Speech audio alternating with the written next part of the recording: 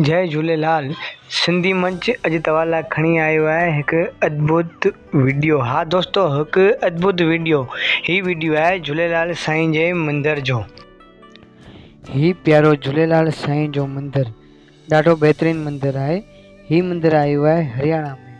हाँ जी, हीउ मंदरु आयो आहे हरियाणा जे गुरुग्राम ज़िले जे सोहना शहर जे साबकी नगली गाम में, जिते सॼो गाम हिन मंदर में पूजा करण ईंदो आहे, आराधना कंदो आहे ऐं हिन मंदर खे ॾाढे चाह ऐं भाव सां मञींदो आहे। हा, हिन मंदर जो नालो आहे झूलेलाल सरकार ऐं हिन मंदर खे झूलेलाल साईं जी तपोभूमि भी चयो वेंदो आहे। हा, अहिड़ो मञियो वञे थो त झूलेलाल साईं अची करे हिते तप कयो हो। हिते जे माण्हुनि जो, हिते जे रहवासी जी अहिड़ी श्रद्धा आहे, अहिड़ो मञिणो आहे त झूलेलाल साईं हिते अची करे तप कयो हो। नगली धाम चयो वेंदो आहे, या त साहिब जी नगली जेको गाम जो नालो आहे।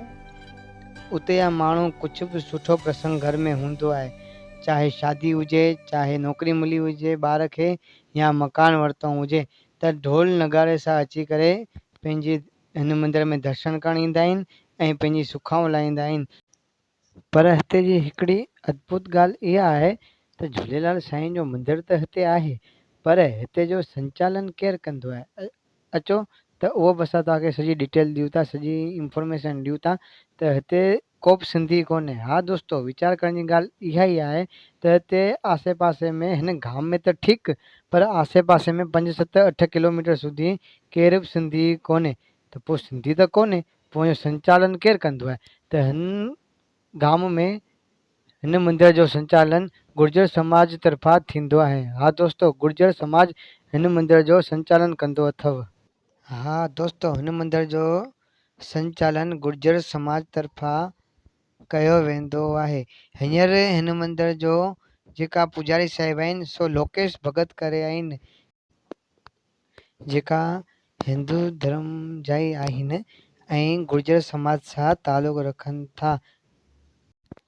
हिते हर महीने जे चंड जो भंडारो बि खारायो वेंदो आहे। हा, जीअं बि झूलेलाल साईं जी पूजा थींदी आहे, पूजा विधि थींदी आहे, जंहिं नमूने थियणी घुरिजे, जंहिं नमूने पाण कंदा आहियूं, इन नमूने ई झूलेलाल साईं जी पूजा विधि उहो बि माण्हू कंदा आहिनि।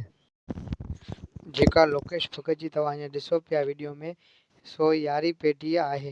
हिननि जी 10 पीढ़ी हिन मंदर में शेवा कंदी रही आहे। ही 11हीं पीढ़ी आहे। ॾाढो सुठो कमु कनि पिया। हिन नगली धाम में माण्हू चेटीचंड बि मल्हाईंदा आहिनि, असु जो चंड बि मल्हाईंदा आहिनि, ऐं हर महीने जेको चंड थींदो आहे सो बि ॾाढो सुठे नमूने मल्हाईंदा आहिनि। माना कुल मिलाए करे उते जे माण्हू जी हिन मंदर सां ॾाढी श्रद्धा आहे। तव्हां ॾिसी सघो था वीडियो में, असां तव्हांखे झूलेलाल साईं जा दर्शन करायूं पिया। जोत बि अखंड ॿरे पई, उन जा असां तव्हांखे दर्शन कराए रहिया आहियूं। त तव्हां दोस्तो हिन वीडियो खे वधीक में वधीक शेयर कयो ऐं असांजी सिंधी मंच जेकी यूट्यूब चैनल आहे उनखे तव्हां सब्सक्राइब करणु न भुलो। असांखे तव्हांजे सपोर्ट जी ॾाढी ज़रूरत आहे। त दोस्तो, हींअर ॾिसो मंदर में आरती थी रही आहे, उहो बि असां तव्हांखे ॾेखारूं पिया। कुल मिलाए करे माण्हू खे ॾाढी श्रद्धा आहे, भंडारो बि चालू आहे।